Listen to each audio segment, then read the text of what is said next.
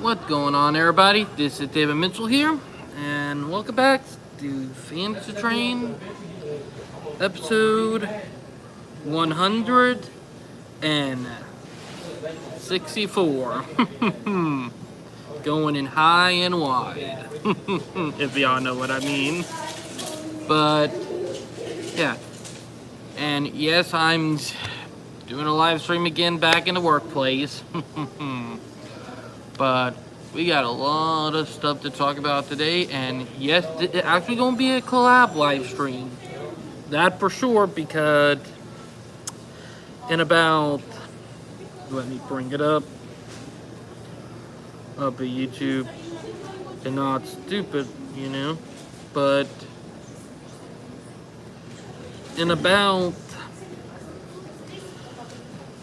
1 minute, sorry about that, everybody. But in about 10 minutes will be the start of Dimitri live stream, about 10 to 15 minutes with him, because his live stream begins in 14 minutes, actually. But we got a lot, and I mean a lot of stuff to talk about with him. And the thing is, and I'm going to bring it up, is that we're going to have a call to action in the live stream. That for sure. And with Dimitri, he probably going to be agreeing with me on this. Dump Truck, it probably going to be talking about it when I talk about it. But yeah. And I'm letting Dimitri know I'm ready. But this is a call to action, and let me move this over here. But it's a call to action for some of the crazy stuff that are getting ready to go on, because we are right now, I'm live streaming YouTube. It's going to be like a call to action for the transit community, because we got something we're going to have to fight for in Minnesota and in Minneapolis, because one, if we don't, it's going to probably start a bad trend that we're going to need to squash it before it begins. And it's talking about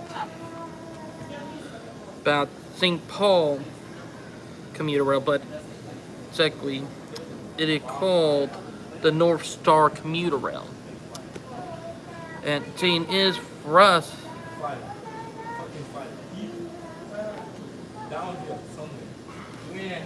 but 10 minutes. All right, I just got a message from Demetrius, but he is ready on his end.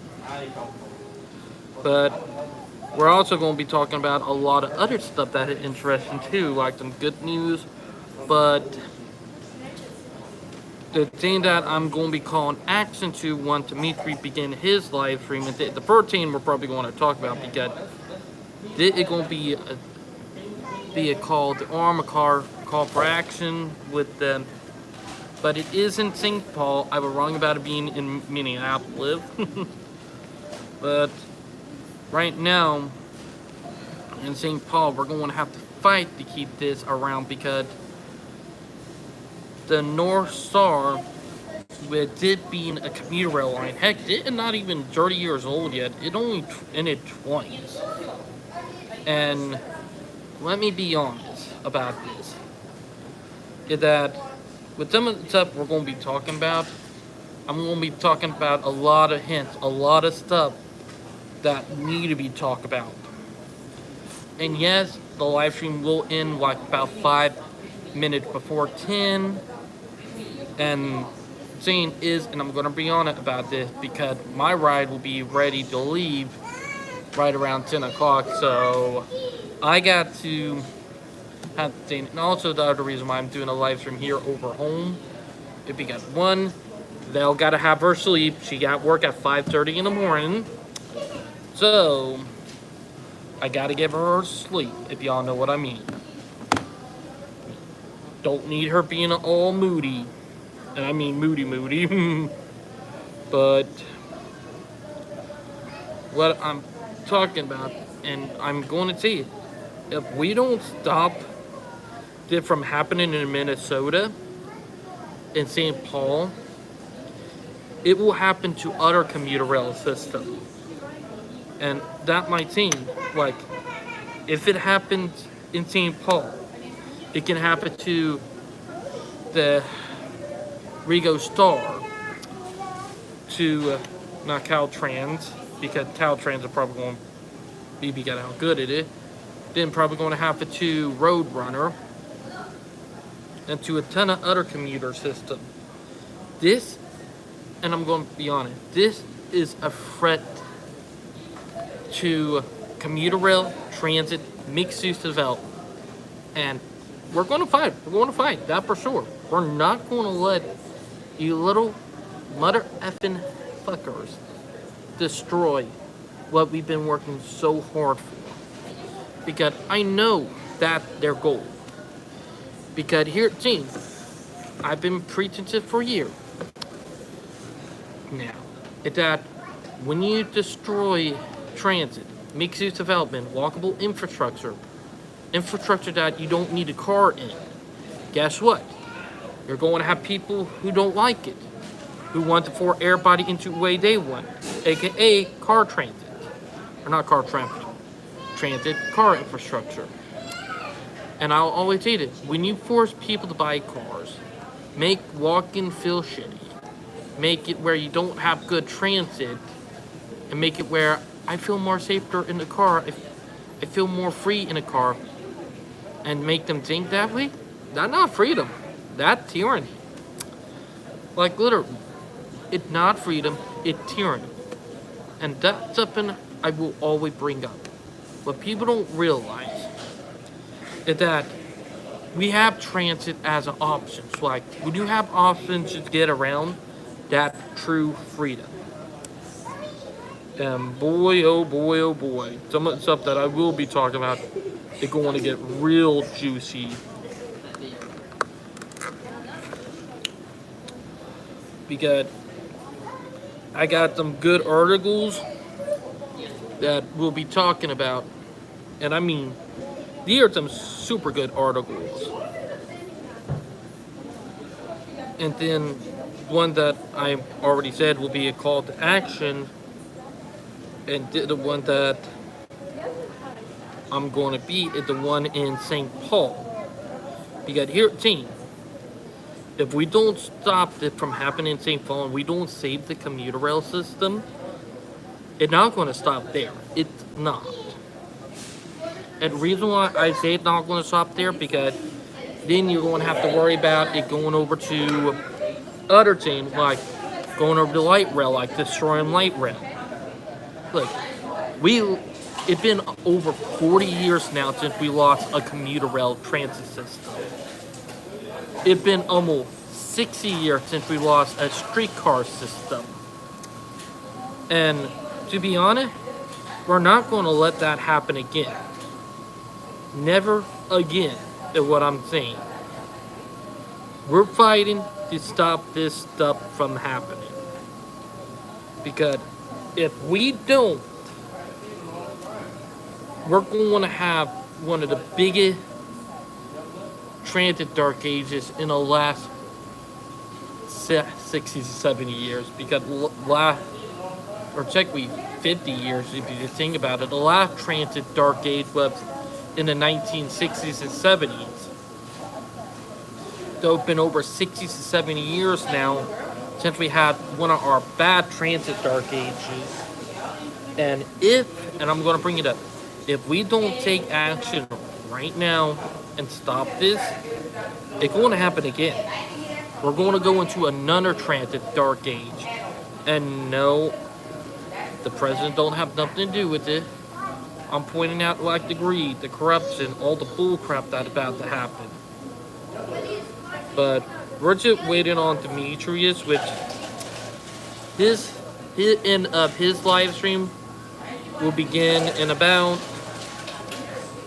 exactly. Let me bring it up while we're waiting. His side begins in actually 5 minutes. Like literally in 5 minutes. But this is what I will say. With what is going on right now, with how bad our transit system have it, if we don't take action, and I mean actual action, it's not going to be pretty. It's not. Like literally, we've been put into a transit dark age for the last couple of years. It's time, and I'm going to say it is time to take action. Because here's my point. No one is going to care about how big our cities are. Everybody's going to only care about how we're going to get around. What are going to help us get around. That's what they're going to care about. And let me be honest. That's what everybody is caring so much about. And I'm going to bring it up. In order for us to have not worry about people moving in, we need good transit. And the only reason people are saying, oh, we don't want more people here, we don't want more people moving here. The only reason people think about that, and you can blame that on car culture itself, is because one, we literally, and I'm going to bring it up, we literally destroyed our rail system for the car. And car is pretty shitty when it comes to specific infrastructure. And we literally already put ourselves in a crap hole. And my generation, the Gen Zers, and the millennial, the generation before, are ones right now that are taking responsibility and trying to pull it out of this hell. And the reason why I say that is because, one, we literally are in a crap show right now, and people don't realize how much infrastructure have been totaled, and I mean totaled, from lies, corruption, greedy, hungry people who only care about money, but not, helping people get around. Oh yeah, that's something that is not talked about a lot. And I'll be honest about that.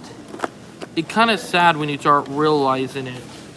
Because, let me be honest, we need better infrastructure. Because we're not going to get that with the car. God forbid, no.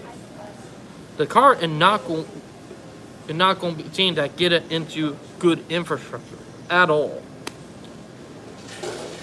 Saying that will get it into good infrastructure, and it's something that a lot of people will probably disagree with, because let's be honest, half of the people have been brainwashed to think cars are the future and cars are freedom when they're not.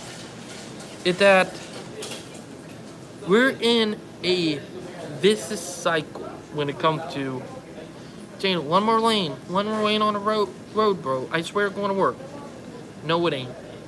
We done it for almost, and I'm gonna say it, almost 50 years now. 50 fucking years. More than 50, exactly 60 years. It's been over 60 to be more accurate, not just that, but 70 years now. Like, it's the thing. We've been, and this is what I'll be honest about, we've been doing the crappy car infrastructure, thinking the car infrastructure going to work for long enough to the point that we've been brainwashed into thinking car infrastructure is the way of the future. No, it ain't. Car infrastructure have not changed in over, and I'm going to bring it up, in over 60 to 70s a year. Like, it's been 65 to 75 years, to be more exact. Like, literally. And the fact that infrastructure have not changed at all. And that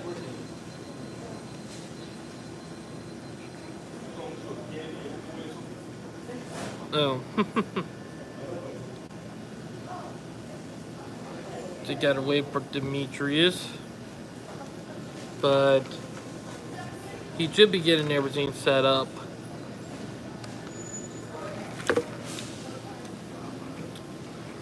But my thing is, and I'll be honest about this, we literally. You guys hear me? Unclear. Hold on. Let me see if I can get this. Oh, there he is. Over here.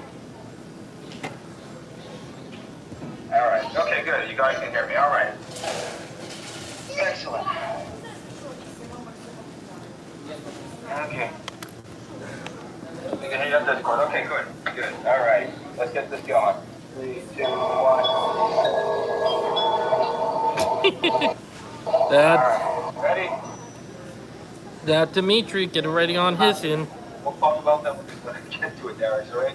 Okay, ready? 3, 2, 1, let's jam. There you go. Alrighty. Hello, everybody.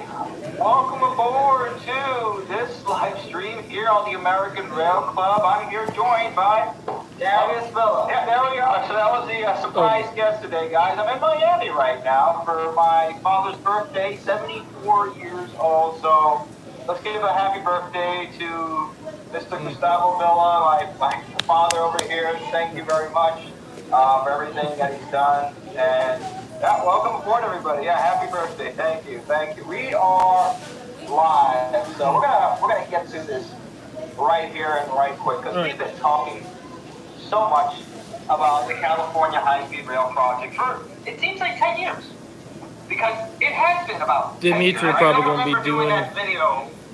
His rant. So if you guys recall, in the last week, the last 2 weeks of this whole administration has been crazy. I mean, everything that's going on, with several people that getting kicked out and stuff like that, hilarious. Dimitri, everything that's been going on. I think go ahead. Cool. But this is interesting. This is interesting. So,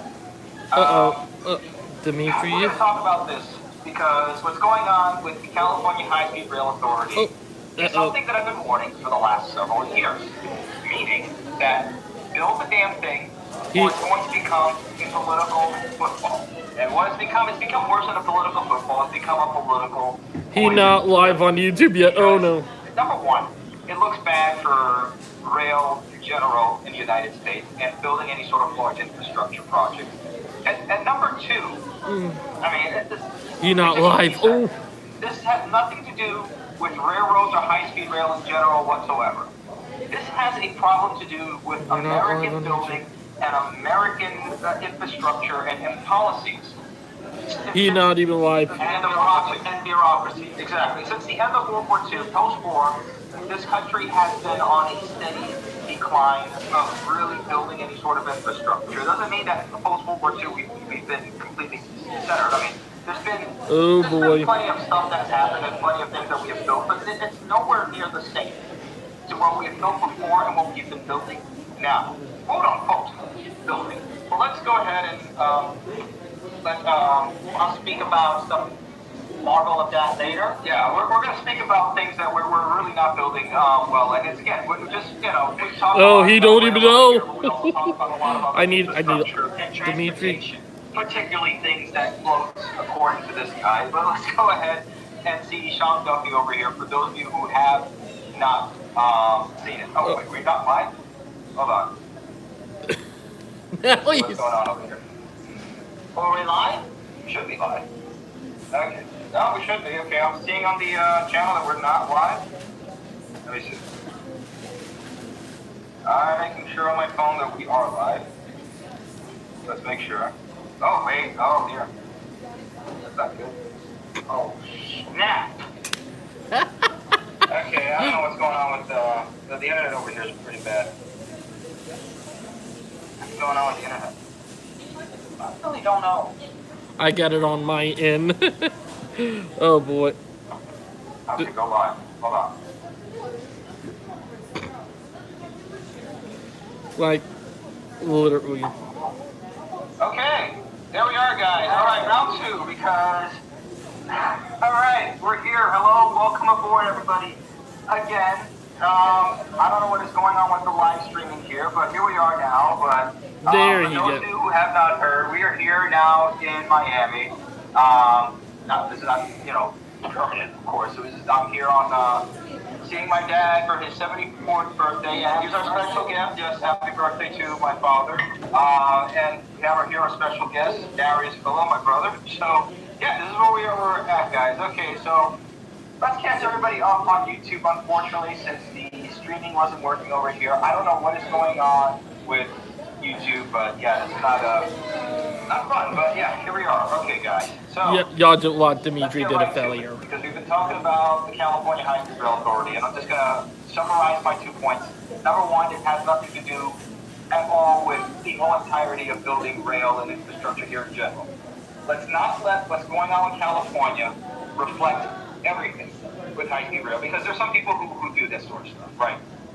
There's silly people on the left, and there's silly people on the right. Especially the people that think that anytime there's a fire in California, that it's somehow a set fire to burn through for the railroad, even though we've proven multiple times why they're burning everything but where the railroad should be going. It makes absolutely no sense. Okay? It's just silly. And the thing is that, unfortunately, this is the political football, more than political football, it's a political poison that is not only hurting the industry in general, but it's going to hurt California. Okay? And especially the people of it Yeah. that have to go between San Francisco and Los Angeles. Well, but forget that. There's not going to be that many people because the California High-Speed Rail Authority has What had Dimitri is saying is they true. had to adapt I get their we're ridership waiting numbers. again until They he had to invite adapt me their in. numbers because they had to adapt the people moving out because of the California. people depopulating. So, yeah, And now because of the fire as well. yeah, it's pretty terrible. But let's go ahead. Let's bring on. Let's first here listen to Sean Duffy and a couple things. Then we're gonna bring on David Mitchell. Here's the here. Ah, there you go. That's been keeping California high-speed rail into the show that it was instead of a Yeah, okay. Let's watch this for you. Dimitri joined it on his end. Well, he brings it on his end. We're going to talk about some of the stuff that I'll be seeing. We're doing a call to arms, or technically a call to action, because if we don't stop this before it happens, it's not going to be pretty. Not going to be real pretty. That for sure. Because, let me be honest, we need a rail transit. We need commuter rail. Because if we don't, we're not going to have commuter rail in a lot of areas if we get screwed. If you get what I'm saying. There we go. It's well hilarious. But yeah. It's hilarious. Number one, I was there at the Union Station a couple months ago, but I mean, he has a point.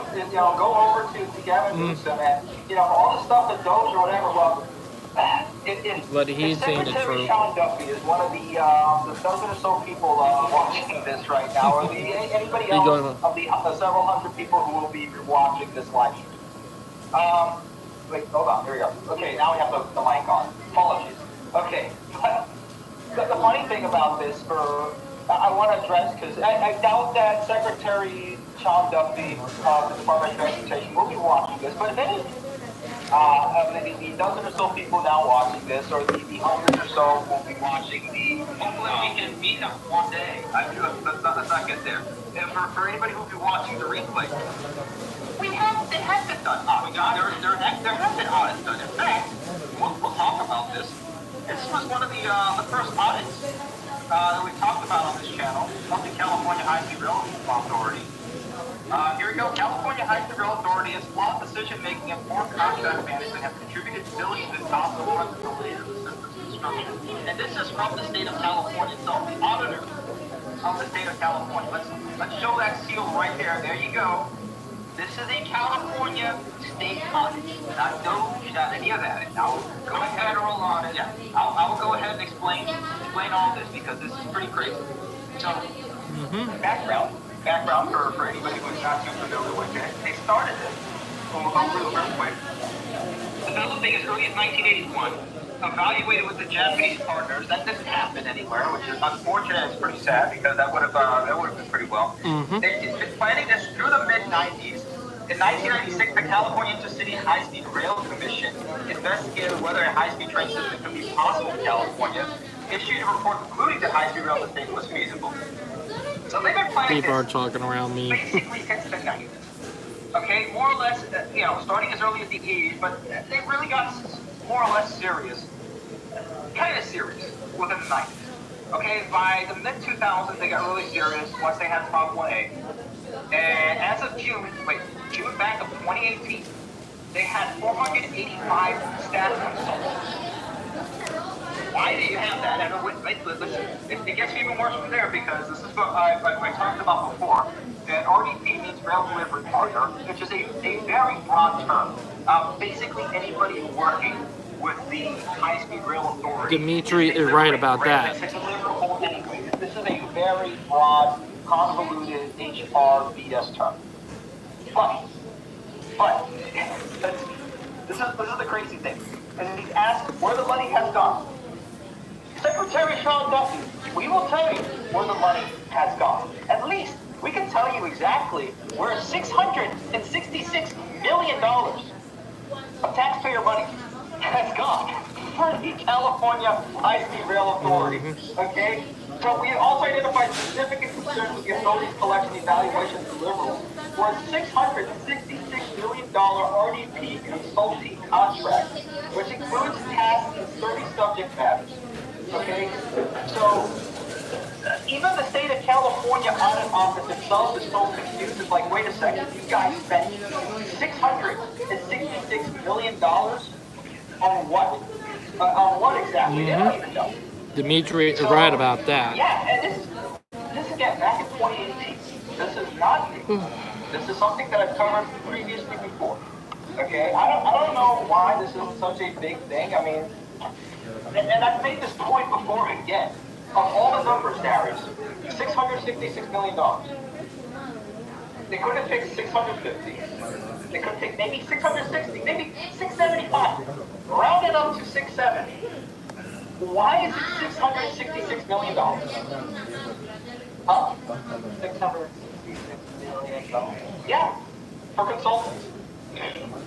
It is coincidence. It's a pretty freaky coincidence. So, Secretary Sean Duffy needs to be careful depending on which office he runs into the California High-Speed Rail Authority. I don't know what sort of eldritch demons they have hiding there at the authority, but that's pretty messed up.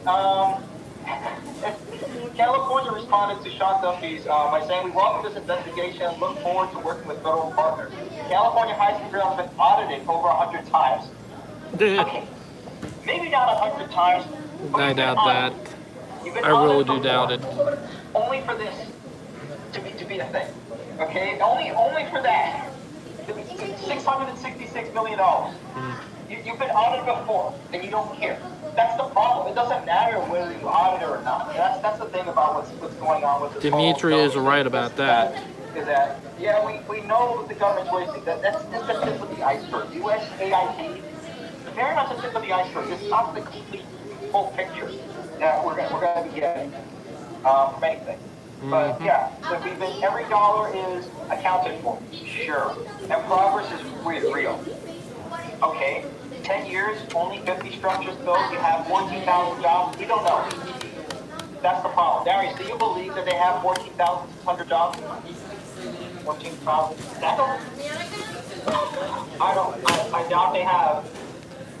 If there are that have as many jobs, I doubt they are actually working on the rail, except for dog and pony show. I don't know. I mean, look, like they have, yeah, I mean, they have pictures, and they do have, you know, I mean, there we go. Everybody loves this picture. I mean, this is pretty, it's pretty dismal when you look at this. It's, Oh boy, 1 minute. I got to rejoin in.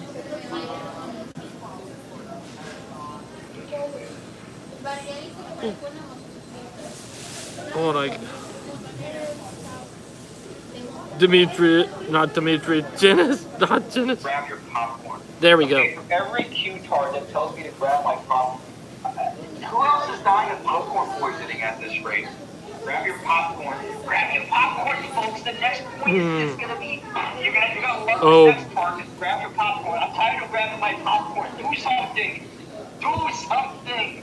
Of course, Dimitri is. Legislators demand an audit investigation. California stuff their audits. That's the thing. You don't have to do an audit. Just take the one that they've done. Their own state auditor has said, look at that flawed decision making. That is their own state auditor saying that. 93 pages. We don't have to spend any more. Just go ahead. Like I said before, fire everybody on the board. Okay? This is how it works. Here, we'll talk about that. Hold on, let me see. RDP. Hold on. There we go. Let's see. There we go. Here. So we'll tell you exactly how the California State Transportation Agency works. A part of the California State Transportation Agency, the authority is overseen by a board of directors, the board. The governor appoints 5 of the board's voting members, and the legislature selects the other 4, along with appointing 1 senator and 1 assembly member to serve as non-voting members. The board supervises the authority's employees, who number more than 190 as of June 2018. That's why I don't believe that the 14. How do you go from that to all of a sudden to 14,000? That doesn't make any sense. That's the problem we have in California. You guys have been lying. The authority has been lying. We don't know. And then they'll make up what we have. What was it, the other thing again? It was like some sort of several different hours or something that they had or whatever. This is weird. This is all just weird. Okay? Well, here are the protesters. We'll look at this. This is fire the board. Fire the board and either it needs to be a public-private partnership. This cannot be a state of California run thing anymore. But here we go. Let's focus on this here. So.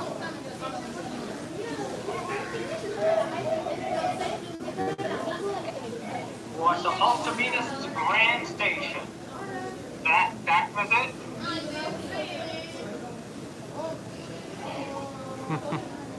Well. Alright, so there you go. There's everybody. That's everybody there. Going ahead and building the. I don't know why people are still wearing masks at this rate. Come on. Hey, wait, hold on. Wait. Guys, we found Waldo. We found him. Waldo! We found him! There he is. There's one of the consultants for the California High-Speed Rail. It's Waldo. There we go. We found Waldo. It's done. No. That's where all the money went. Yeah, they went to hide Waldo in the Union Station. The money went with it. Oh, man. But yeah, this is just silly. Initiate a compliance review for $4 billion. Okay, so they're going to try. Basically, this whole entire thing is to find a way for the federal government to take back, $4 billion, which is not as much as what the state of California has done, granted, but I mean, it's $4 billion. That give it to Brightline. Give it a Brightline. Do that. Give it a Brightline. All right, so let's hear from the other side. Because we need to be looking at back and forth over here. From Midas Touch, who is unapologetically pro-democracy. Here's a reason of view. Secretary Duffy was getting booed out of the building today, which he did get booed out of the building. I mean, he didn't get Zelensky. Let's put it that way. He didn't have Marco's in.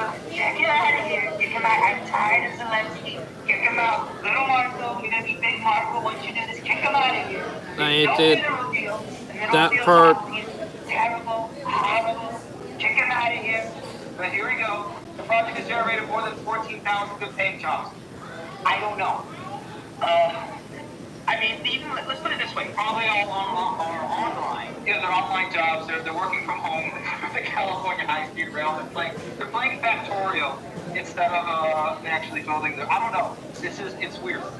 The route to LA is fully environmentally clear. No, it isn't. They've been doing that for the last, and they're still doing it. This environmental clearance is really unnecessary. I would love for it to be. It should be environmentally clear. There should be no reason as to why it isn't environmentally clear. It's shown already. The Yes, environment so for what why- Dimitri is saying how about instead of is 14,000 jobs, a pretty it big could be problem. 140,000 jobs, because that's what it should be. Everybody across the entire state maybe should have some sort of employment. Maybe if it was actually functioning, there wouldn't be so much homeless, and California would probably be kind of a magnet that it still used to be. What he's saying is true. Okay, because it was kind of sad to see. I mean, the state is kind of empty. I mean, it's only tourists in Griffith Park or in Santa Monica Pier or some other places. And that's this to you. No, Hollywood Boulevard was completely empty. There's nobody there on a weekday night. On a weekend night or anything like that. There's nobody there. Except for some homeless. Yeah. What he's saying is The true. track lane fix has begun. Maybe, kind of, yeah. Whatever tracks you got there, a track, maybe just 10 years, just a couple of rails, just a couple of steel rails, and a couple of beams, and that's it. This is a few beams. And up to $13 billion, that's $10.5 billion has come from the state of California, 2.5 has come from the federal government, and I don't think you're going to get any more from the federal government. I don't know who said hundreds of billions. We're talking about the total cost of the project is now aiming to be at least $100 billion at the very minimum. That's pretty sad. But yeah, here we go again. I'm going to put this report in here. You guys can go ahead and look at it as well. Use Control F, use ChatGPT. I'm going to take a look, better look at it as well because that needs to happen. But, yeah, They gotta we wait. don't need let's see, Georgie Zucca Didn't start the fire. We don't need a Doge. Oh, also, that's enough to say not Dimitri, exactly where but things are going. but Joshua just sent me the video. I will be posting that later on this week. $15.6 billion possible future funding. Yeah, this is not going to happen. This was back in 2018 when this audit happened. Not much has changed since then. This is not good for California at all. One thing. Let me see. Net 10. How many inches of track has Texas Central laid? How many has Brightline West laid? Brightline is going to get this done fast. It really. 10 years, dude. 10 years? That J10 means for 10 years of California high-speed rail. Go read the audit. This is get bad. Another reason why probably it's not going anywhere. Yeah. Despite the 13,000 workers. In a canal, they're using in a canal project in Asia, they're just using tiny shovels, like our garden shovels, instead of real bulldozer. No, it's well, I don't know what's going on. This is nuts. I'm leaving. Come on, there's still people. Yeah, there's more people in there's Lady Dog Pony Show. Yeah, there's still people in California, but not as much as there needs to be. Okay, let's bring on David Mitchell over here, and let's let him speak as well. He's been waiting for a good bit, and then we'll start bringing on some other people as well. Good evening, bud. You do What's up, man? crazy week. Also, guess who birthday in 8 days? My Vels. Belle's birthday is on. Nice. My wife. Her 30th birthday is March 9th, which ironically, daylight saving times begins on my wife's birthday. Ain't that funny? Oh man, my condolences. That's another thing that needs to be stopped. Daylight savings time. Trump But- actually pledged to do that. Although I do like daylight savings time. No, we don't. I'm more of a summer guy. I like the sun. I don't like this kind of stuff when the sun goes down very early, like at 6 o'clock. Yeah, no. When you're living up north, you're not gonna enjoy it too much. But anyway, man. But all right, we got some articles here that you brought in, David. Oh yeah. The first article I'm going to bring up, and I'm hope anyone in Minnesota is listening in, because it's going to be a call to action. A call to action.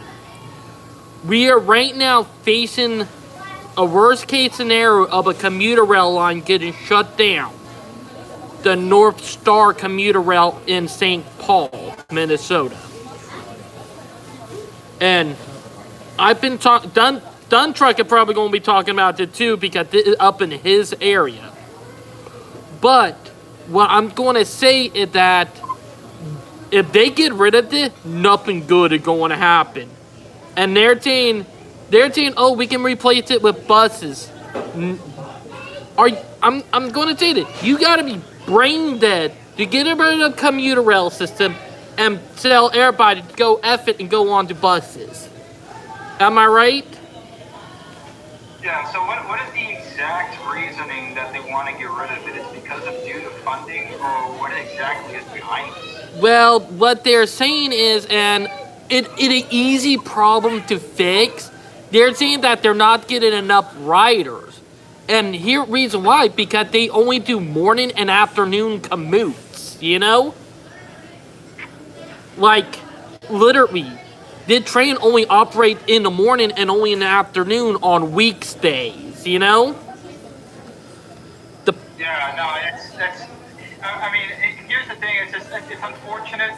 You have the system and the service right there. Instead of at least using whatever funding that was going to be used to take it down, they should use that funding to go ahead and improve the operations. But we're not gonna probably see that. That's gonna be unfortunate. Nope. This is a lot of political. Worse yet, they're going to be doing it with buses. I'm sorry, but the buses are going to be worse. I hate saying it. No, buses are not a replacement for trains. Trains are not a replacement for buses. Buses have their place. Trains have their place. Planes have their place. I mean, this is just so silly. And you're missing one thing, I believe, which covers 70% of the Earth's surface. Like it starts with W. Okay, well, we'll talk about that later. We haven't got. I know you want to talk about the boat. We'll get to the boat, Darius. We'll get there. Okay? But here my thing, and I will bring it up.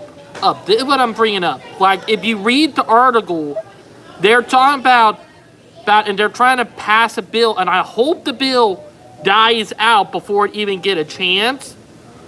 But reason why the business is not good is because it was COVID, you know?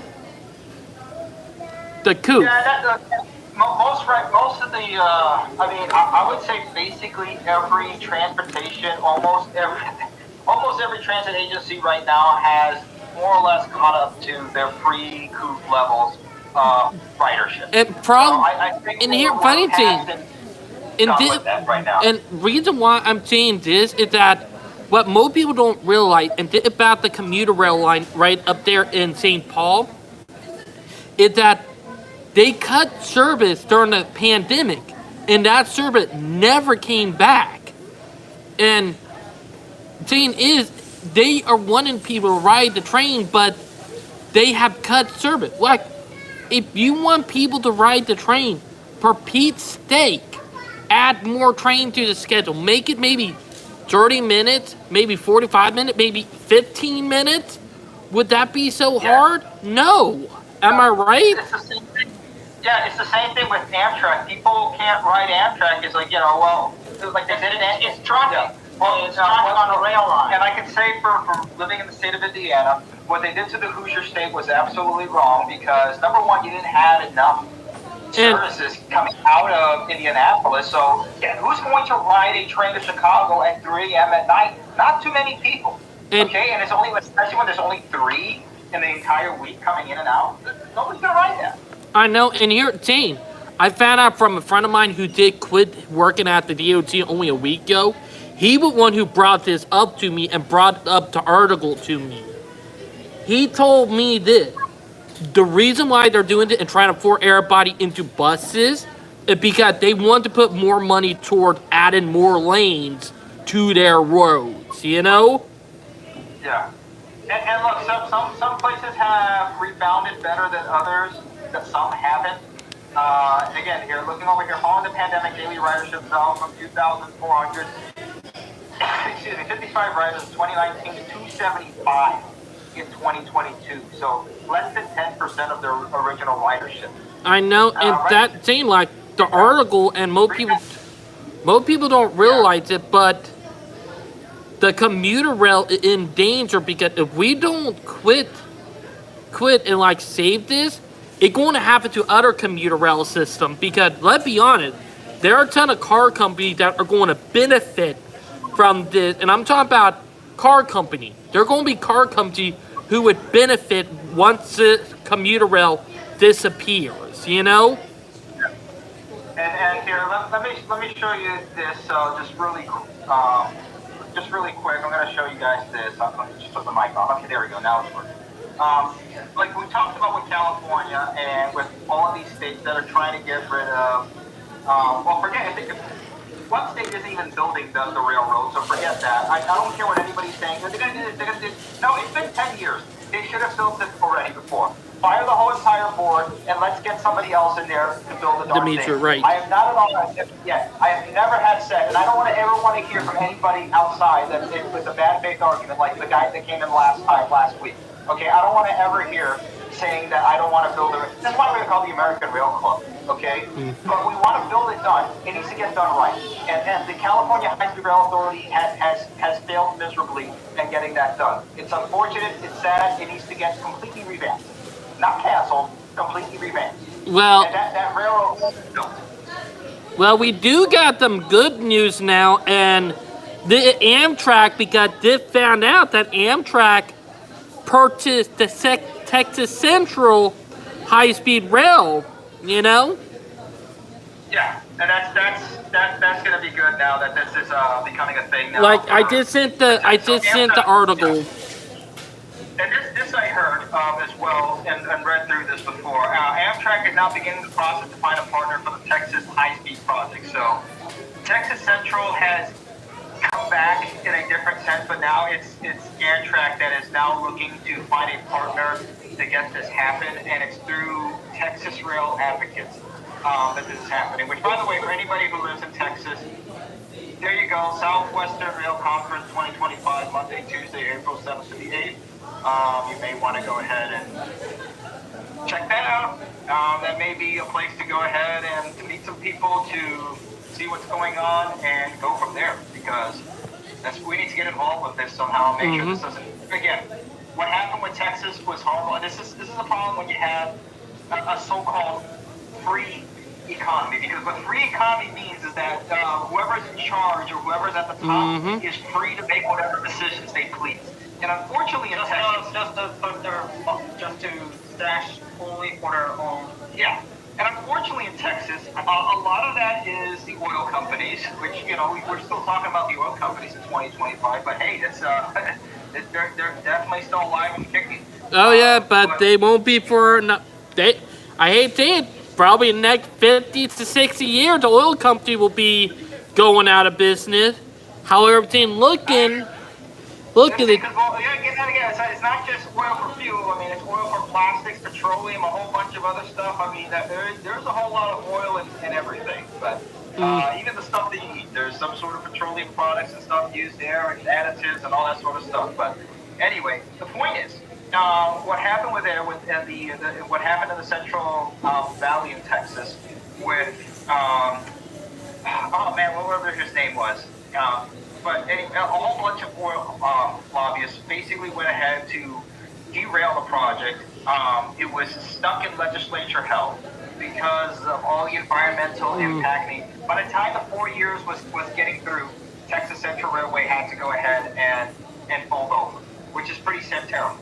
Amtrak has now taken that, and the former former Texas Central effort joined in 2023 to find a delivery partner. First step in the process is a request for qualifications, where interested companies submit a statement of qualifications for the work. Based on those submissions, Amtrak will invite eligible companies to participate in the request for proposal. So there you go. So, I mean, there's steps that are going, there's steps that are happening. I think they just need to go back to the JR Central company and just have that done. Oh yeah, I think the moment that they do that, that'll be a big step forward.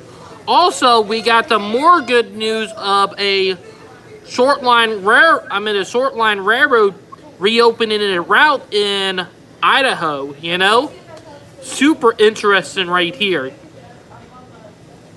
Like, Yeah. you want to bring that article up because it is super interesting. Yeah. Idaho Shoreline reopens route. There you go. I mean, we talked about the shoreline routes now coming back, as hopefully there will be more reshoring of industries here in the United States, and we can get manufacturing back. But this is why I'm a big advocate for this sort of stuff. We need manufacturing back over here because that feeds into the railroads. Mm-hmm. You can't have a robust. Well, first of all, you can't have a robust infrastructure without robust manufacturing.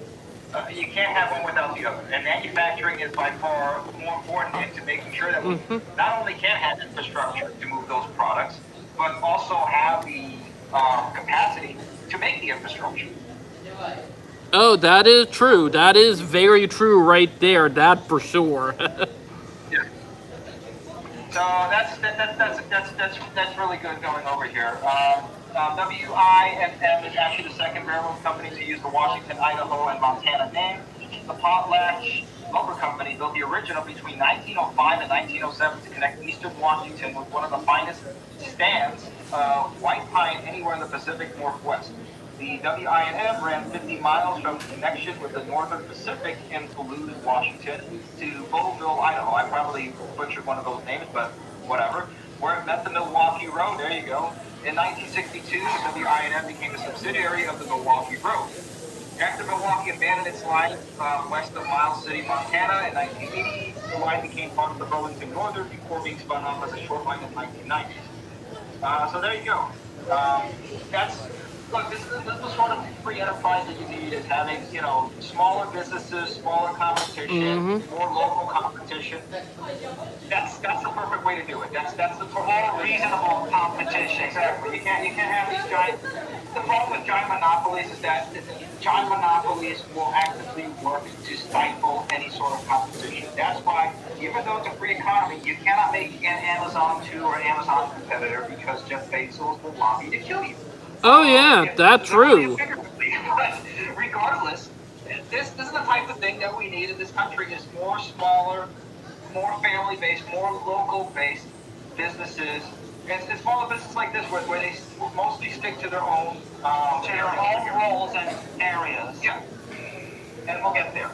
But really quick, and then we'll start bringing on people over here. My last 2 points. We'll bring your point over here because you want to talk about, since we don't build things anymore, right? The United States.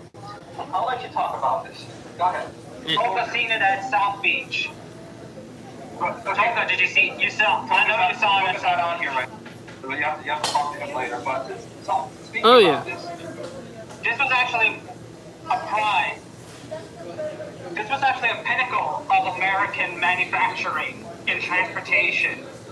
Just as the jet age was taking away space taking away usefulness for the ocean liners, for oceanic or transcontinental crossings. So when was this originally built? 1951. Wow. Okay. And now they're gonna sink the darn thing, unfortunately. Yep. It was built totally inside the United States. Mm-hmm. And it was useful. Also, it was carefully planned, not just as an ocean liner that kind of looked like a cruise ship on the inside. Remember, ocean liners and cruise ships have different purposes, despite He right. just as luxurious. He is right. It's it's pretty sad that this is what's happening to it. And yeah, it's part of America's decline in manufacturing, right? Because the U.S. shipbuilding is at its lowest ever. How does America fall so far? This is from this is 2021, so this is still pretty recent. So we haven't really made anything. Again, this is why we need manufacturing back. We need to start building trains. Yeah, we do have U.S. flag vessels, but these vessels are U.S. flag fleets from Norwegian or Dutch or Northern European companies like Maersk or Favorite? or Norwegian Cruise Line. Which, speaking of which, they have the only American-built, American flag, American-owned passenger ship in operation. He right. Yeah. Like, Okay. So last point of the night. Last point of the night here. So I think maybe 2 streams ago, we talked about this. Home price and new developments are booming along South Florida's train line. So here I am in Miami, in South Florida, and I'm just going around here, just looking at all the stuff that's being built over here. So I'll show you guys some of these pictures about all the stuff that's being built near or around Brightline. There you go. There's some condos now. Granted, let's be real about where some of these things are. Is it great that they're building condominiums and apartments around in close to Brightline? Yes. Are these going to be probably affordable? probably not. Probably not. Okay. And there's a real big problem in Miami when it comes to this sort of thing. It's great that they'll get built. And look, I am homelessness. Yeah. Well, here's the thing. At some point, they're going to build these things. There's going to be nobody living in them, and they're going to have to come down. That's going to happen because the reality in Miami is that people. And this is right here in my backyard. So here's I'm kind of doubting. I'm kind of. Hold on. What they're talking about is true. But it did crazy, am I right, guys? Yeah. I'm kind of floating about price gouging for those price gouge limits for those. But here, look, let's speak to the Californians. Here you go. This is what you're missing out on, okay? You're missing out on actually having places where people are going to be living and all that sort of stuff. And yeah, look, California is stupidly expensive. If you think South Florida is bad, Los Angeles is pretty silly. San Francisco is even worse. It's gotten really bad, but look, there you go. We rebuilt it. Okay? So that's what you got to do. Just build the darn thing. Is it perfect? No, but you cannot let the good be you can't let perfect be the enemy of the good. Okay? The thing is with this stuff, okay, we could not have waited for, well, we have to make a separated line. We have to go ahead and add catenaries. It has to be fully electric. Now, they built it. And now they're going to be building in California using a mature, tried and true line and things that they've already have in place. Not to the liking of Florida, not all aboard, because the train goes too fast, and once the horn starts blaring, you have 5 seconds to get out of the car. I remember that. Oh my God, those people was stupid. Them people was stupid. Am I right? No, that was nuts. And even though the prophecy seemed to kind of hold it true, it's not the train's fault. No, it's not. We talked about that before. Okay, so this is Florida. Okay, and meanwhile, this is where's California? There you go. There's California. That's it. I know what they're talking about. Yeah, this is Look, this is not that hard to do. We need to get this done. This needs to happen. That's true. Yeah, but let's talk about South Florida a little bit because, and look, here's the thing. South Florida's got issues, right? Because on one end you have a lot of opulence and everything else going around. Let me see. Let's look at one end. There you go. On one end of 40, you got them building up, and then the other area, you got them tearing down. Am I right? Yeah. Yeah. On one end, you have this where you have multi-million-dollar condos, and on the other side, you have people because they can't really live anywhere else, and there's not enough land. You have people living containers. Where'd you get that from? That's right behind the house. Ooh, Dimitri.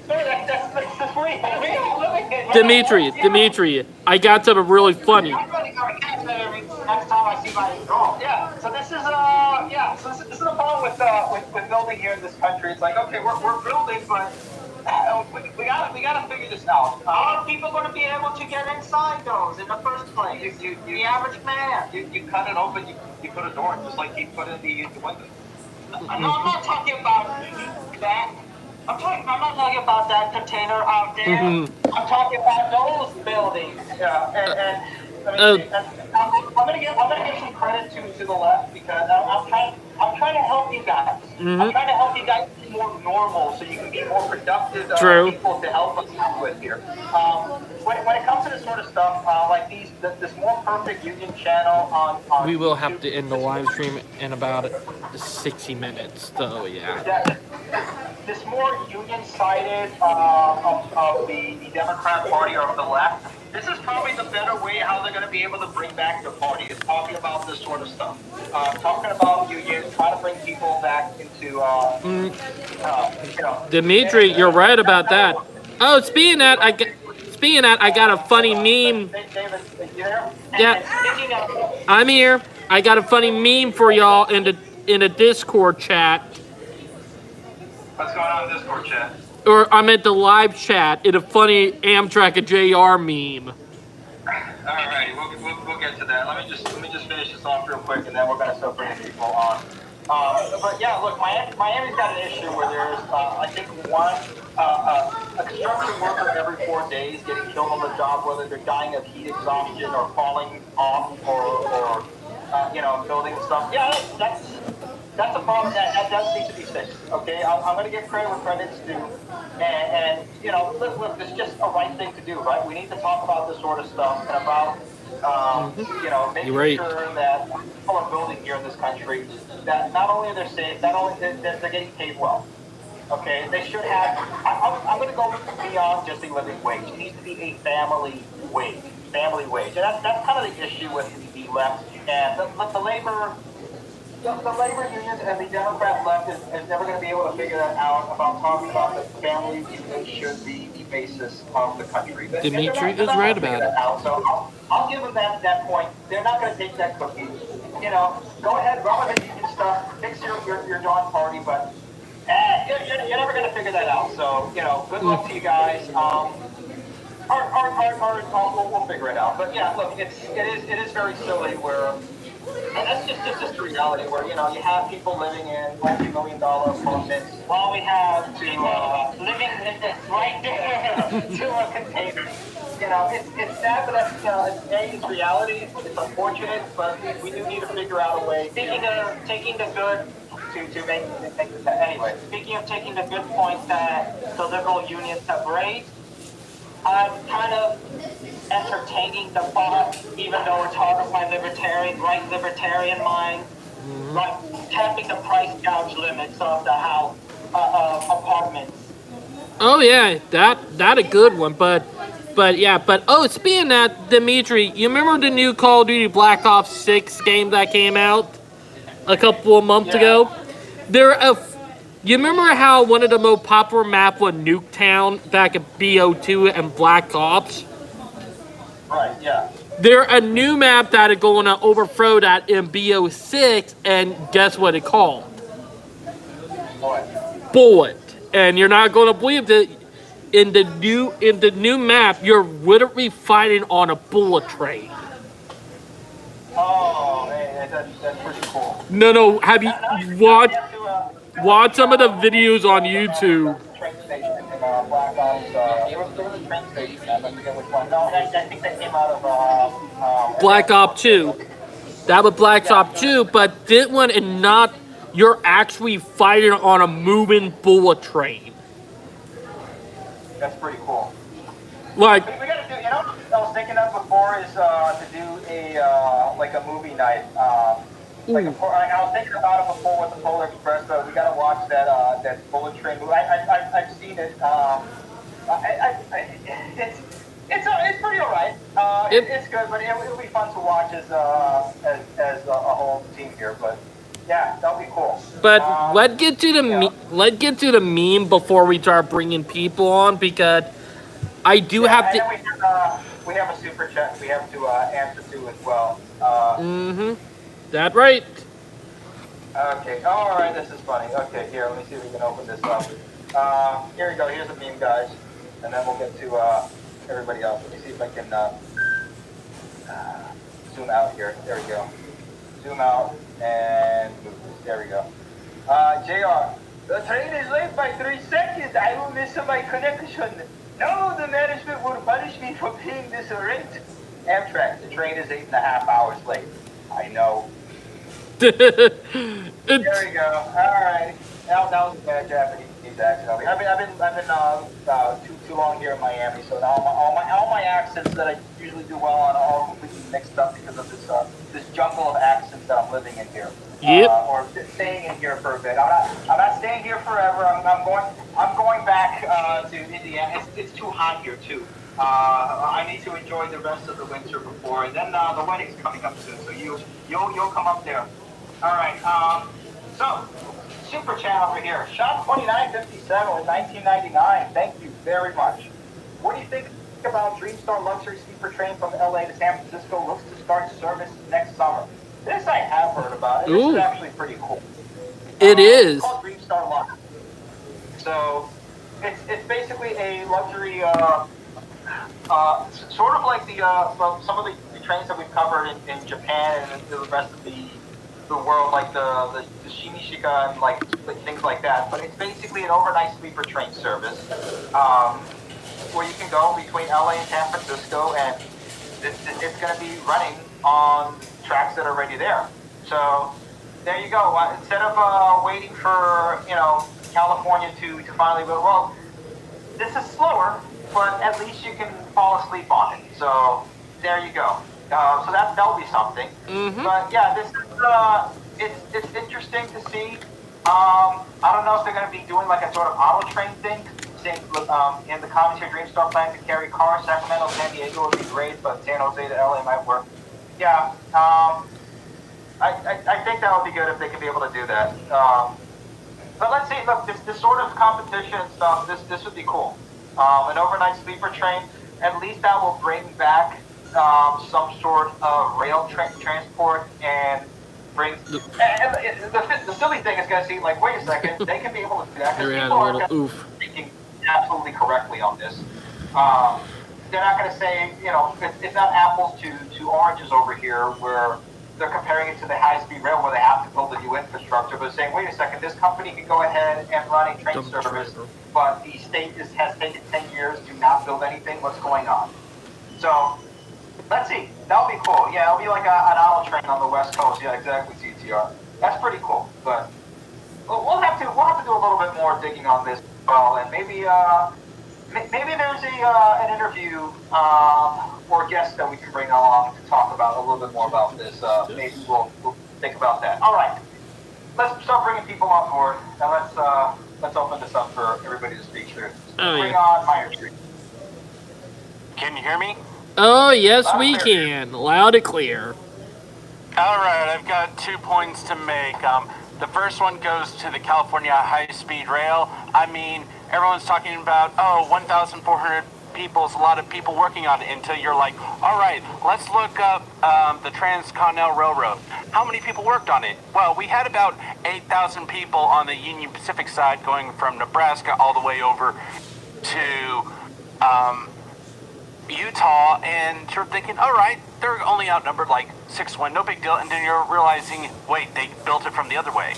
So what about the other side? We know at least 12,000, possibly up to 20,000 Chinese workers worked going from Sacramento over to Utah. So you're saying that California High-Speed Rail built at best 117 miles of guideway with no track in more time than it took them to build well over 2,000 miles of track with less advanced constructions and at times up to 14 miles a day of actual track laid? At the hill you want to die on?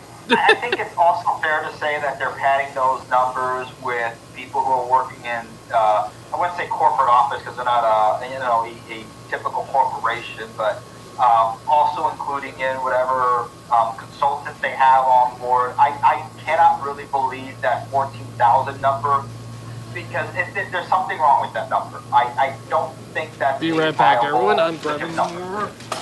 No. Well, let's just solve it right now. It's like you're on the board and you want to keep your position. No problem. Here's a shovel. Here's a pickaxe. You can go working on it today, and you get to keep your job. Otherwise, I'll accept your resignation right here, right now. Yeah, we'll no, give you options. It needs to be more serious, and honestly, I think what's I'm back. seriously wrong with California is that they're taking a lot of time and money, and it's honestly a construction fraud at this point. I mean, it's not the Sopranos sitting in on a project and sitting there playing cards while construction is not going on, but this is far worse. It's not good. Yeah, and the second one, I wanted to go back to Georgi Zarkov's question on the opinions of Zelensky and Trump debate. I'll put you one better. The United States has put over $350 billion worth of equipment to help defend Ukraine. Whether they delivered or not, that's not the issue right now. So let me ask you a simple question. How much would that do for high-speed rail? So I looked it up. Brightline Rail's estimated $12 billion. But that's a little lowballing it. So would it be fair to say double that, $24 billion per line? Or more conservative, capping 25. All right, around there. So you divide that by the $350 billion. It's like, all right, that's just shy of 14 and a half rail lines. All right, so choose 14 city pairs you'd like to connect. Choose them. I don't care which ones you choose. Which would you rather have? Those 14 lines being built or finishing up about now, or with another halfway funded, or not have them and still funding? Or that you're not participating in officially. Okay, so this is David Jackson. Now, job years 1,400 per decade equals 14,000. Okay, yeah, this is what I was talking about the last stream. That they were saying job years or job hours. They were trying to come up with some sort of weird non-answer about how many jobs do they have currently. How many people do they have currently working now? So thank you for bringing that up. Yeah, no, the whole thing is it's fishy, it's messy. This is not, it's not good. It's like you're coming with us with obfuscation. You're not coming with us with real numbers, and there's no real line, and there's no real timeline into when this is going on, because you told us before it was going to be 2028. Now it's going to be 2033, but it's going to be 2033 only for the Central Valley. We don't know when the actual completed version that everybody voted for back in 2008 for Prop 1A is actually going to be completed. So what is it? What exactly and when exactly is this project going to be? No, this is angering. This is infuriating. Heck, it is. It really is infuriating. The country cannot get this done. Yeah, and what would really throw salt into the wound is if Brightline West is completed on time and relatively on budget, at which time I'm pretty sure the people working on the project will, for some weird reason, go on vacation and never return for, I don't know why. Because there's no excuse that you're taking twice as long and 6 times more expensive just to do something that could have been done in 3 years max. This should have been done before. This California should have had high-speed rail. Forget 10 years. They should have had it 20 years ago. But I mean, look. You're right. I understand that it's hard to get anything built in this country. It's become darn near impossible with the amount of bureaucracy, red tape, and environmental impact studies. But regardless, this is your state. You had this. You funded most of this. You got it voted on. You had the mandate to go ahead and build this, and you failed that mandate. It's been 10 years. And now you want to scream and cry, like, we're putting in the RIC tracks now. Yeah, but meanwhile, this was Florida already. This was today. This was today. Today, I could go on a train in Florida today. Where is California's train?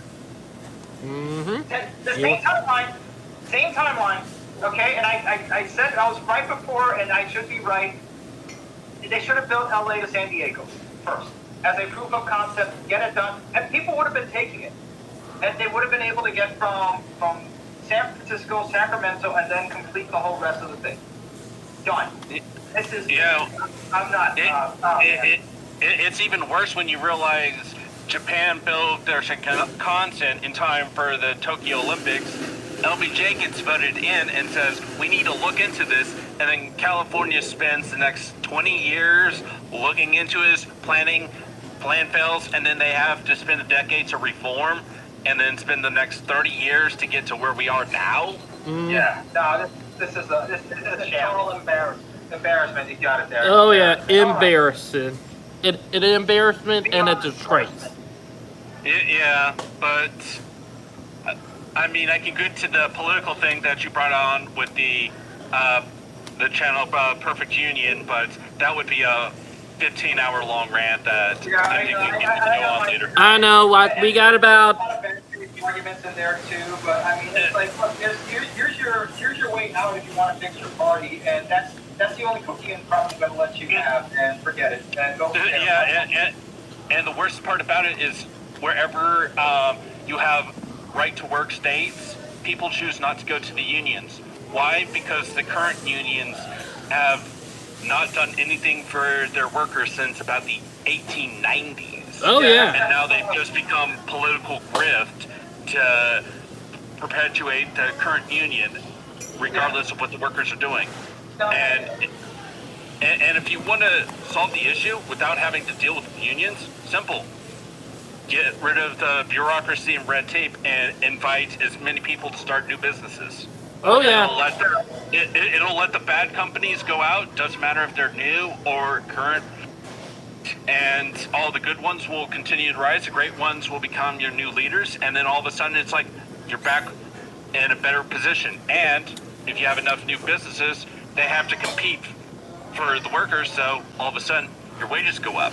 But if you have monopolies, duopolies, and oligarchies going on, you can suppress the wages because who else you going to go work for? And the environmental. That's true.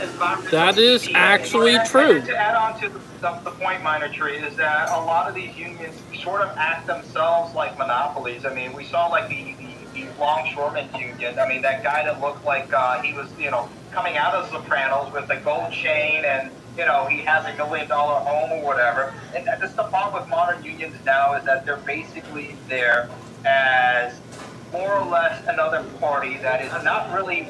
They're not really. They don't really speak for the average Joe. No, it's not like. Look, they're not acting as a guild. They're not trying to promote some sort of professionalism or craftsmanship or try to work what's best for the workers or do work for them. It's there to give me the union dues or you're not going to be able to work. That's basically what it is. Well, they're there to do what's good for the union, regardless of whether it's good for the company that the unions are supposedly representing or the workers there. Because the unions are like, hey, hostess, give us more money or we're going to cause you to go out of business. And hostess is like, if we raise the money, we cannot do business and we will go out. And they're like, we don't care. And so they rather let all the workers be thrown out on the streets than actually do what's good for the workers. Oh, yeah, because it was not good for the union. that's true. Yeah, it's bullying tactics, exactly. Mm-hmm. Yeah, which is why I say bring as much competition.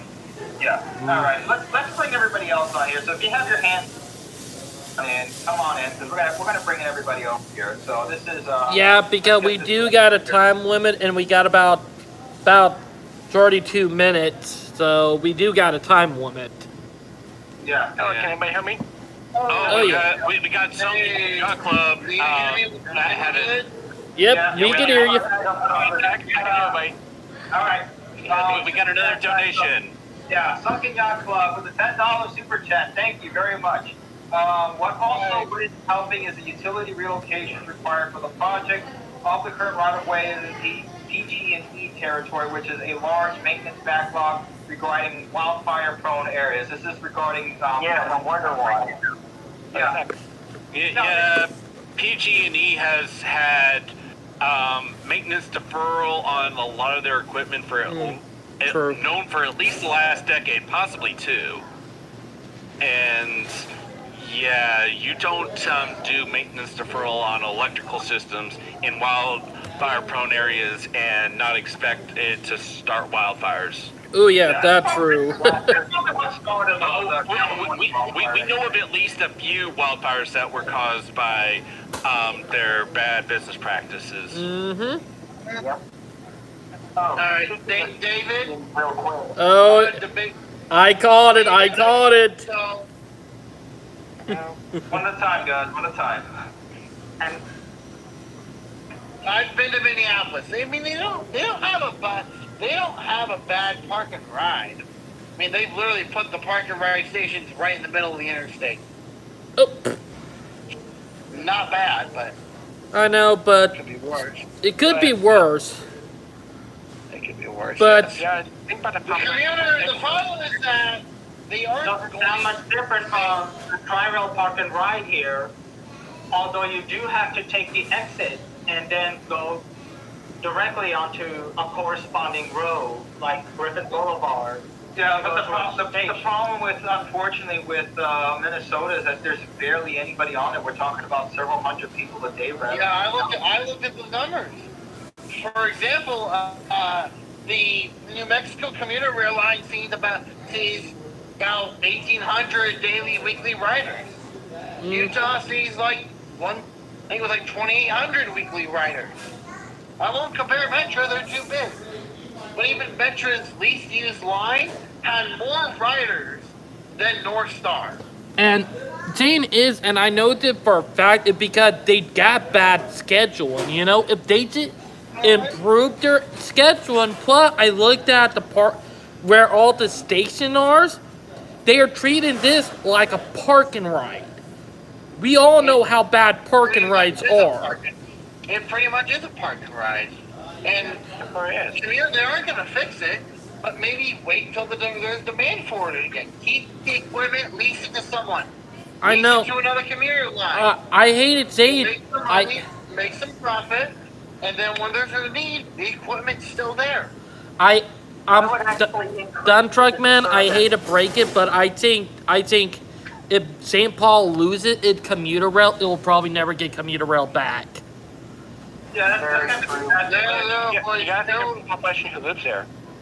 I mean, the unfortunate part about it is that this looks like it's going to happen, unfortunately, because Sadly, they have to save money. Sadly, money doesn't really grow on trees.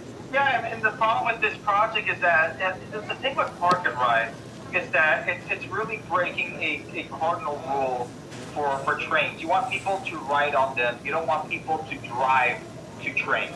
Halfway measure. It becomes a halfway measure, and not a good enough project. It's not. The reason why Brightline is somewhat functional is because it's close enough that people can walk to it, but there's also people who will drive to it because it's easier because there's so much damn traffic in South Florida. It's absolutely bonkers and insane. And you don't have to drive to Orlando. So, yeah, it's just easier to drive to Brightline and then just take the train over, and that's just a heck of a lot easier. And North Star, they don't own that line that they run on. Yeah, that's Maybe they wanted to increase the service, but then the freight railroad said, "Sorry, but no." yeah. And the worst thing about it is if you want to drive to the railroads, at best you would need to ride on the train for at least an hour to make it worth your time. And in most cases, it's not worth your time. And True. check this out, Demetrius. Are you surprised about Park and Ride? Research shows, I got this research that just shows that Park and Ride, there isn't really much evidence that shows that Park and Ride has reduced traffic congestion inside the city. That's true. It's for the cars, and again, the cars on the road. You want to decrease traffic, decrease the amount of cars. Like- It's as simple as that. Like, and here, Jane, I'll say, give people options. Give people options. Like, hell, And one of the easiest ways of solving that is to just address the terrible zoning codes that have been in place since the 60s. oh yeah, Minimum. the 52. Zoning zoning of the codes biggest have been things terrible. that are zoning is one of the biggest things that have been setting back our country's will to build proper infrastructure, especially housing. Like you need I like how you have there's some projects around the country that are building like these lifestyle centers. I'm not sure what your opinions are on that, but there's like in place of in lieu of shopping malls, you have these lifestyle centers where they'll actually have like housing like right nearby where you can actually walk to it like that. Oh, yeah. Yeah, That is how you're it's mainly. supposed to do it. Yeah, most of those places are close to mixed-use zoning as possible. The only problem is most of them, the way they're built, are surrounded either by parking structures or parking lots. Oh, yeah. So if you're dealing inside of the area, it's good, but going from inside that area to anywhere else outside, even just across a major road, there's really nothing for you. Yeah, If you want a good transit system, you really have to look at Toronto, Canada, where the buses go door to door and take you to the regional areas, and then there you take a commuter line. Oh, yeah, that's true. Yeah, you need a door-to-door bus line, followed by Main Street to Main Street tram lines. Chicago, I hope you hear this, Chicago. They had one before. Speaking that, Main to Main Street tram lines, and then commuter lines that spur out from downtown and make Well, stuff. like regional rail. Have it running like a minimum every like 10 to 15. Yeah. speaking that, How the drivers run as many times as they can, but at the same time not going too fast. And they make as many rounds as they can. So then it's every like Well, if 30 you have minutes a there needs to be Yeah. every 30 minutes. If you use a fully segregated system, which subways have been doing that since the 60s, some train systems have been doing that since the 70s, you can start getting rid of the drivers, and all of a sudden you have automated trains, and then you're like 15 minutes sections is worst case scenario for nights and the weekends. Ideally, you want to have it under 5 minutes. speaking that, Increase in transit. Density. look at everybody. Having Forces point to when he talks about. and despite Chicago, yeah, go ahead. Yeah. So when it comes to like what we're talking about, like mixed-use development, the problem with that and what Minot Street Point is that they become basically these giant parking garages, or what they call 5/1s. And they're usually called that because of the zoning codes that they're using. They have, one layer of concrete, and then the rest is like 5 sections where it's just mainly where they can just use wood construction. It's cheaper to do it that way if they keep it under a certain height, which is where those codes come into. Speaking that, Yeah, and many of the 5/1s have minimum parking requirements that are still enforced. So it's like, all right, you have to have 1, possibly 2 parking spots per apartment or business and stuff. And it's like, okay, what happens when you look at an average mall that's still being in use, and you're like, 80% of this parking lot will not be used except on the busiest days of the year? Well, too bad. You have to have all this parking spots. Okay, so what happens if we were to take 60% of the parking lots, turn it into mixed-use zoning, and then all of a sudden the entire mall goes from being dead for most of the year to now it's thriving again? oh, that would be a big. Here's how you solve it. You gotta bring in those high-end stores that will attract people to go there.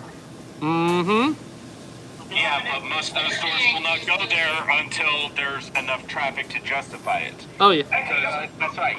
What you have to do is basically remodel the mall, make it modern, and then start pushing and making it maybe a little cheaper. And some stores will start going there because it'll be cheaper. Speaking that, Brightline. When I was at Speaking. when I was at university, we had a We'll see the call. Wait, guys, quick point. When it comes to parking, you know how we talked about induced demand that the lanes you add, the more cars you bring in? Isn't there talking about parking as well, that the more parking you put in, it's just sort of induced demand that you're just adding in? Well, you're principle. There's evidence. Pretty much, when you add a parking lot, you're pretty much saying, hey, let's bring in more cars. We can bring more cars now. Yeah, and I was getting to It does get rid of some people, but it doesn't. But it just then adds more people. Yeah, and back to my point. Back at university, I did case studies, and they're like, all right, how do we do this? And Starbucks actually has a formula. We need this many people in this area in order before we even bring in a store. And for the most part, they're like, we need 60,000 people in this area before we put in a store. And you look, and you're like, that's why there's only one in all of Wyoming, and there's dozens on just Manhattan Island alone. Because you're like, if we need a certain amount of So there's like a Dunkin' on every block. Oh yeah. Yeah, because they know we need this many people in the area, and we know out of this many, a certain percentage will come to our store. So we're like, all right, if you say, all right, we're going to get rid of zoning laws and get rid of the parking minimums, it's like, all right, let's build out these buildings again. And it's like, all right, now mall, we're going to be bringing in this many people. Now all of a sudden your stores can be profitable again.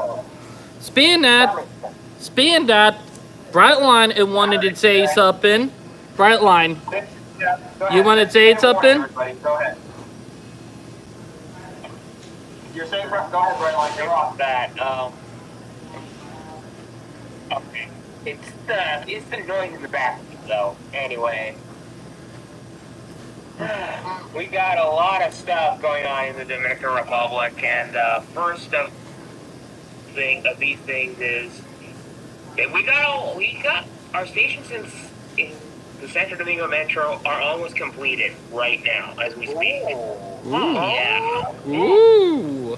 Yeah, it took 2 or 3 years to build the extension. So that's crazy. I want to see that's actually better than some transit lines. Like second avenue subway. You're seeing something. Europe a little bit is home, that even Dominican Republic can build stuff faster than the United States. Oh, that's so true. That's so true. Yeah, speaking about the Dominican Republic, we just celebrated our independence 2 days ago. Nice. Oh, congrats. Yeah. Wait, independence? Yeah. How is South Dominican Republic Independence Day celebrated? Like fireworks? It was great. It was great. We had a lot of marches, a lot of Dominican flags. That's no service. Mm-hmm. Yeah, we should have to That hurt my ears. Yeah. Alright, we have a question from Bastion over here. Thoughts on David Fink, FRA head, former president of Pan Am Railways. His dad was former Pennsylvania Railroad, Penn Central president of Guilford Trans, rebranded Pan Am Railways, which David sold to CSX. I think we talked about it before. Oh, yeah, we did. The FRA. We talked about it before, Yeah. but Mike. Just to reiterate on that, I think it's a good. See how he does. That's all I'll leave it at. Let's see how he does. To have a railroad card.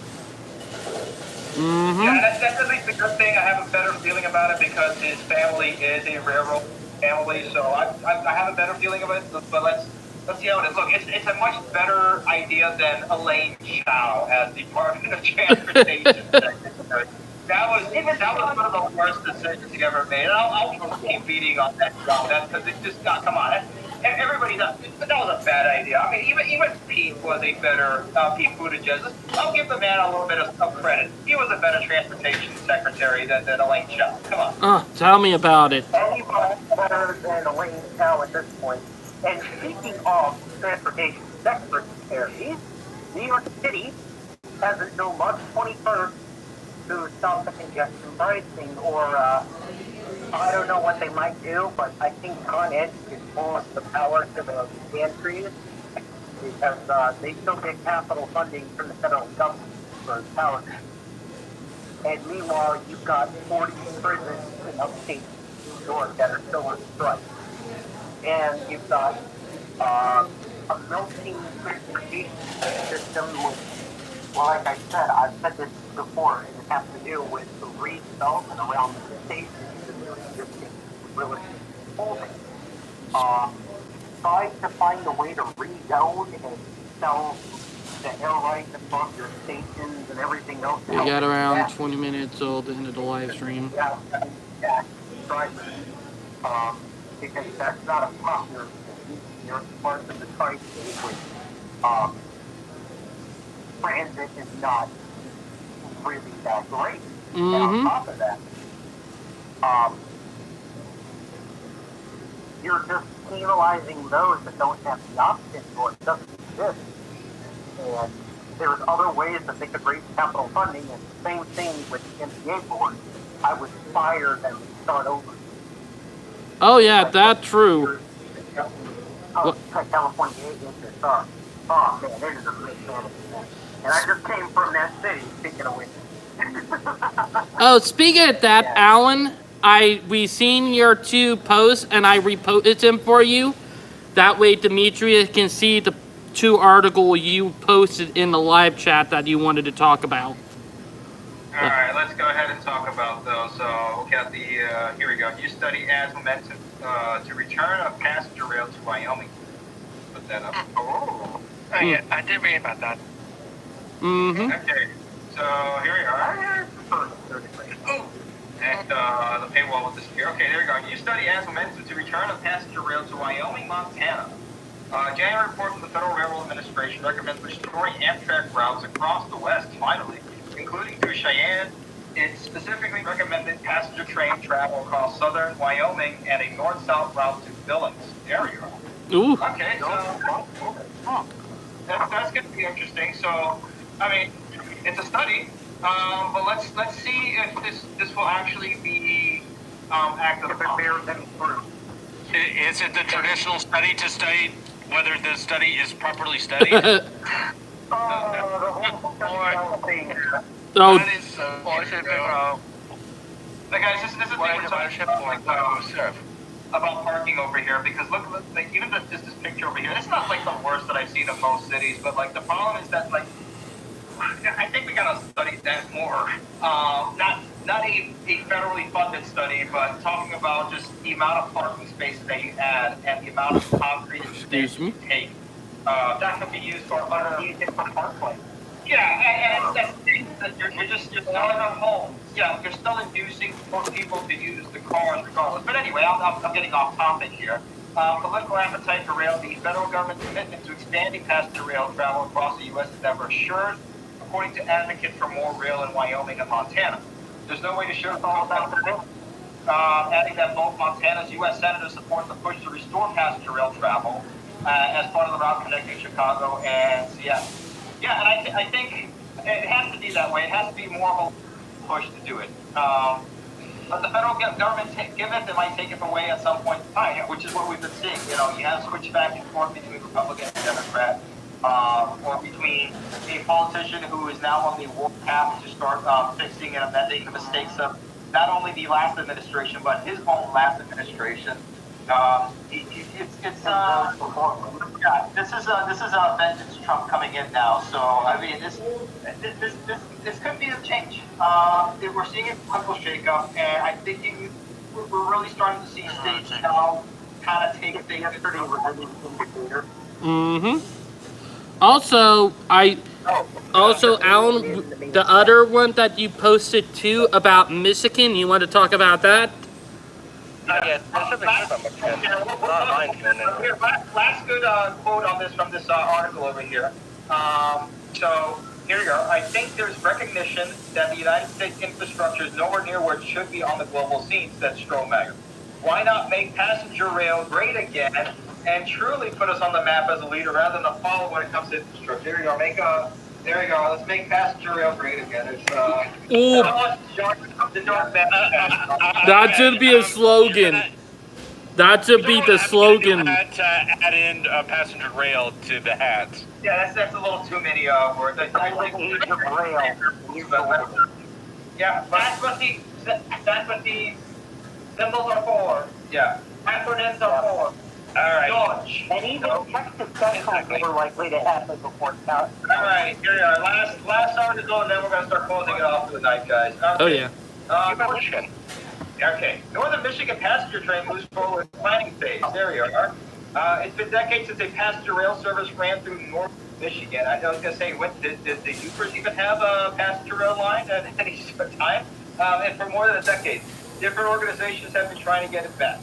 Everything really is about connecting communities, and Carolyn Olstad Groundwork Transportation Program. And that's exactly what it should be, connecting communities. Yeah. Community should be the goal.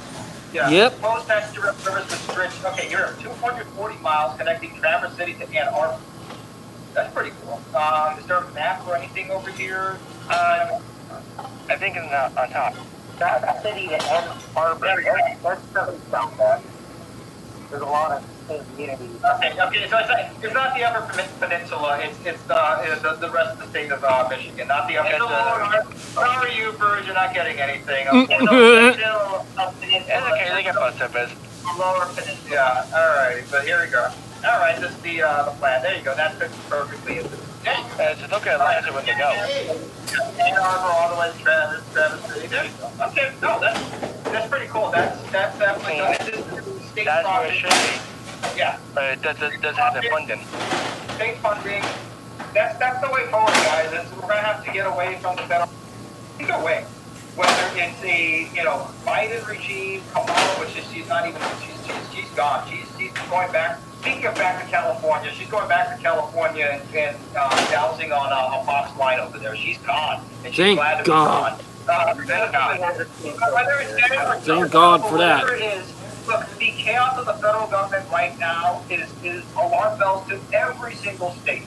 You're going to have to start being more more self-sufficient. Bingo, perfect word. Sufficient and more responsible of what's going on within your own homes. It's as simple as that. Expecting people to. For national defense. You're expecting people to live within their own budgets like a normal person? Oh, you must be new here. Oh man. Yeah, this is good. I like this. All right. We got 4 minutes. Answer a simple email.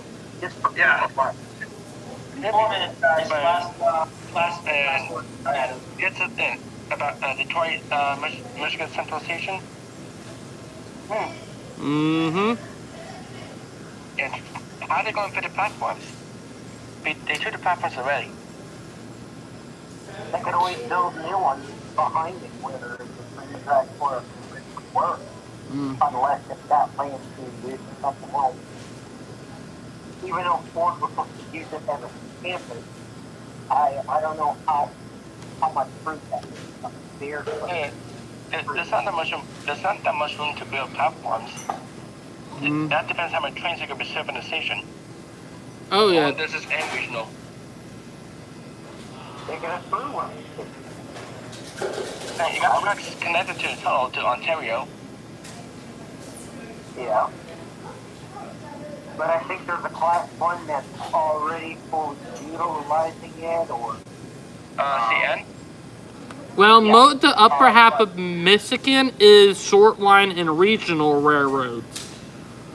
So that should make it easier. But yeah. Alrighty. Sorry, I'm just using massage gun on my left ankle right now. Sorry.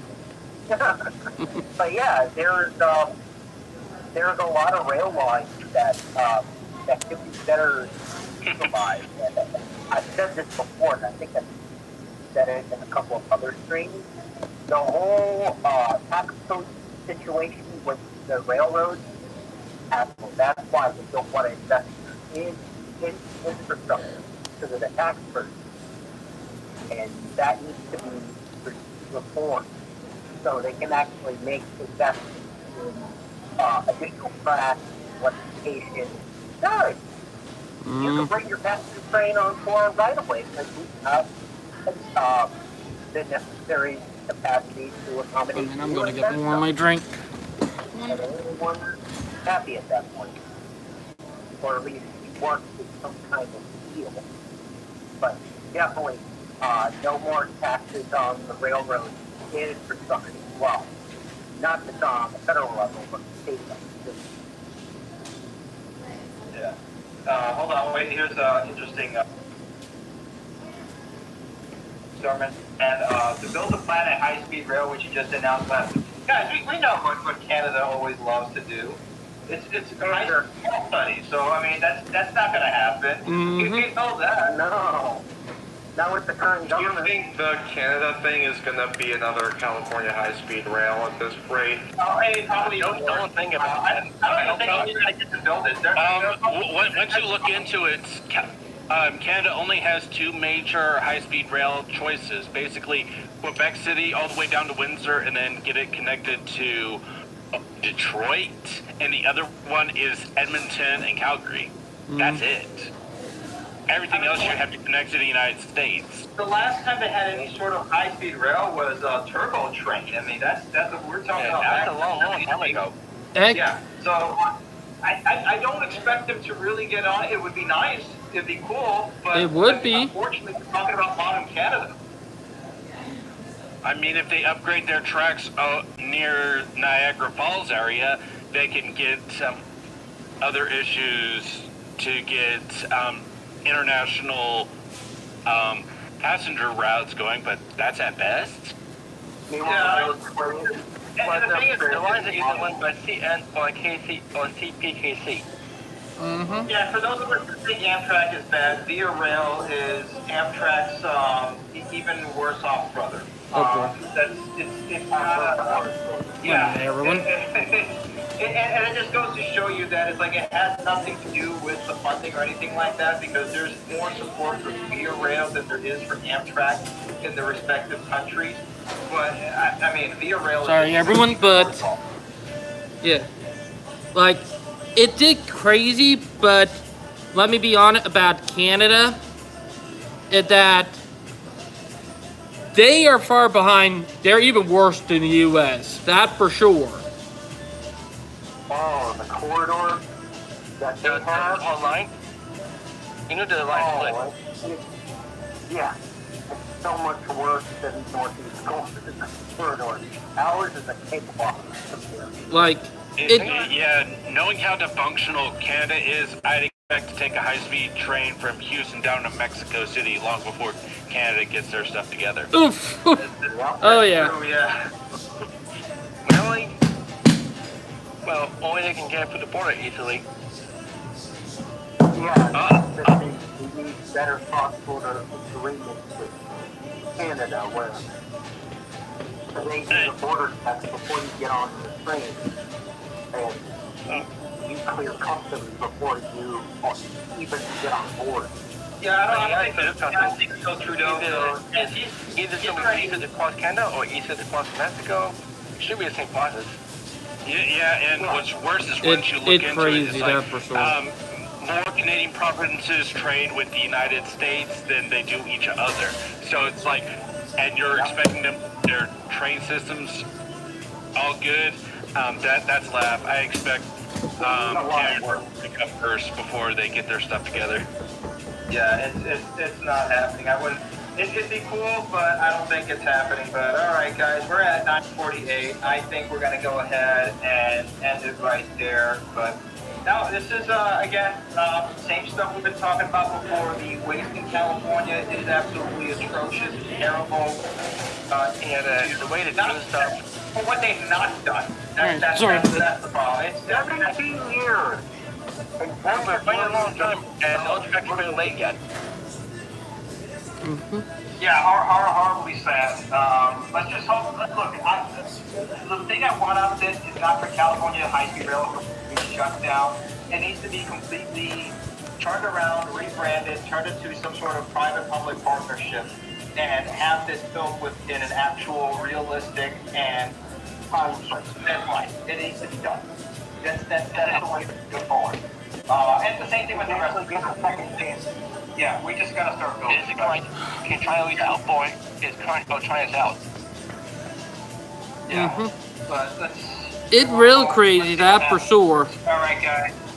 We're ending it right here. Thank you all on YouTube and everybody who's been supportive of the American Rail Club. Thank you all for coming on board, and we will see you all next here time. next time. God see you next time. Train have a live adaptation. Please like and subscribe, and we'll talk to you guys later. Let's keep building. Bye. Bye. Take care, everybody. See you soon. See you. Have a good one, everyone.